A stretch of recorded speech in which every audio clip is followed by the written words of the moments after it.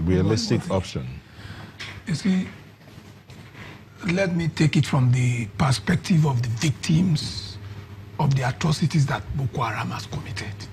The government has a responsibility of justice to them, of compensation to them, of reparation to them. A duty that these things should not happen again. And you see, very recently, just about a week ago, we are hearing that our military has complicity in the atrocities being committed by Boko Haram. Allegation. The allegation, yes. Now, once you say you are granting amnesty to Boko Haram members, that gives a closure to that examination of that particular issue. Once you say you have given amnesty to Boko Haram people that are ready to surrender, then the demand of justice for victims of Boko Haram goes away. So that to me makes it. But are you also considering one of the things he talked about? He said the main issue or the main thing that's making it, that's bringing about the complexities, what guarantees the repentance or surrender of these militants. But put that aside, he talked about those who are forced into this. I mean, some of them were kidnapped and forced to carry weapons and all that. Some of them, it's for economic reasons. Some of them were told if you don't, it's life or death. Either you join or you die. So are you also considering that part of it? Okay. For those ones, that means it was not their own deliberate act to go into Boko Haram. I consider those ones legitimate. Because in any case... So if you consider those ones legitimate, does that take away the impact of their activities on the victims? You see, and the consequences? Let me tell you this as a lawyer. For anything to amount to a criminal offense, the mind must be guilty. I'm taking it from that premise. So now that they were forced into it, so you won't say they are guilty as such. Yes, that is the point I want us to understand. So if those ones exist, then in the first place, they are not willfully committing the offense. That means they were forced into it. But the point I want us to make is that let's leave this issue of justice for victim of Boko Haram. Let's look at what is the international perspective now. When you commit mass atrocities, when it amounts to crime against humanity, when it amounts to violation of international human rights. Now, there is a general perspective in the international arena now that those people must be brought to justice. Now, once you say you are forgiving them, you are granting them amnesty, that takes Nigeria off the international arena where we say we operate, because we are a party to a lot of international treaties. The International Convention on Civil and Political Rights is there. The African Charter on Human and People's Rights is there. So how do we want, it is now that we want to say Nigeria is a separate country. But once we have said yes, we should be seen to be meeting our international obligations. That to me are the reasons why I say, for example, you see, people have said some people did it the last time. They were granted pardon and amnesty. I'm referring to the Niger Delta people. You see, the reason why Boko Haram came with so much force and ferocity is that they've seen that Nigerians, we have what I can call collective amnesia. We forget things easily. But my own position is that our rules and regulations must be enforced. Boko Haram, in their activity, committed rape. They burnt houses. They killed people.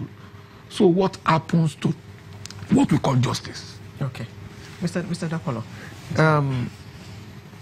we are tending to compare Boko Haram with the militants in the Niger Delta, whereas Malam Gustavo has explained to us that what makes Boko Haram what it is that it is ideology-based. Militancy in the Niger Delta was not ideology-based. It was just a cry out, look, you get what you used to build this country from here. Give some of it to us. That was their plea. Like freedom fighters, if you like. Exactly. Okay. So on what basis can we compare what happened in the Niger Delta to what is happening now with Boko Haram? Whereas Boko Haram has clearly been termed a terrorist organization. Okay, I think that Malam in Abuja has laid the cards on the table almost near perfectly. He has taken what is common to both sides, and that's why, if you notice, he divided the Boko Haram people into three groups. There are the, those for whom this is life and death, and there's no difference for them. And then there are those who are there by force, coercion, and then there are those who are there for economic gain. So in the Niger Delta, like you rightly observed, the ideology aspect of it was not there. So it was easier to deal with. And so we cannot but make comparisons, because when we hear Amnesty in Nigeria, our nearest reference is the Niger Delta. So quite naturally, we will say we've been there before. So for me, the question to ask is, why was the Amnesty project in the Niger Delta successful to an extent? It was successful because there was no ideological component. And so, as we have observed, from the Boko Haram aspect, the Amnesty, because I see that we seem to have two positions, your position and his position, but I can see a meeting point between the two. In other words, declare amnesty and let those two other, those who are there by force and those who are there for economic gain, who you can liken to some regards to the Niger Delta. So let them take the amnesty. In winning your battles as nations, sometimes you have to look at what's going to work for you. Take note of that. I mean, look around the world. Every nation obeys international laws to the extent that it suits their local conditions. America is doing it. Russia is doing it. China is doing it. Whosoever carries international blah, blah, blah on their heads will come short at the end of the day. So I would think that we should look at our Nigerian context and say to ourselves, what is going to work? And gladly you said it. Those who were forced, as far as you are concerned, can be granted amnesty.